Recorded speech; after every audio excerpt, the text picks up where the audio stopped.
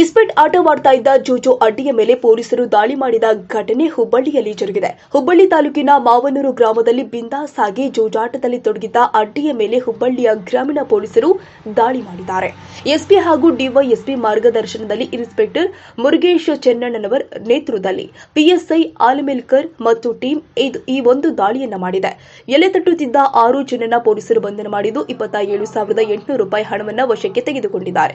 ಕಳೆದ ಹಲವು ದಿನಗಳಿಂದ ಹುಬ್ಬಳ್ಳಿ ಗ್ರಾಮೀಣ ಪೊಲೀಸ್ ಇನ್ಸ್ಪೆಕ್ಟರ್ ಮುರುಗೇಶ್ ಚೆನ್ನಣ್ಣನವರ್ ಹಾಗೂ ಪಿಎಸ್ಐ ಆಲಮೇಲ್ಕರ್ ಮತ್ತು ಸಿಬ್ಬಂದಿಗಳು ನಿರಂತರವಾಗಿ ಜೂಜು ಅಡ್ಡಿಗಳ ಮೇಲೆ ದಾಳಿಯನ್ನು ಮಾಡ್ತಾ ಇದ್ದು ಅಕ್ರಮ ಚಟುವಟಿಕೆಗಳಿಗೆ ಕಡಿವಾಣ ಹಾಕಿದ್ದು ಈ ಒಂದು ನಿಟ್ಟಿನಲ್ಲಿ ಪೊಲೀಸ್ ಠಾಣೆಯ ವ್ಯಾಪ್ತಿಯಲ್ಲಿ ದಾಳಿಗಳು ನಿರಂತರವಾಗಿ ನಡೀತಾ ಇವೆ.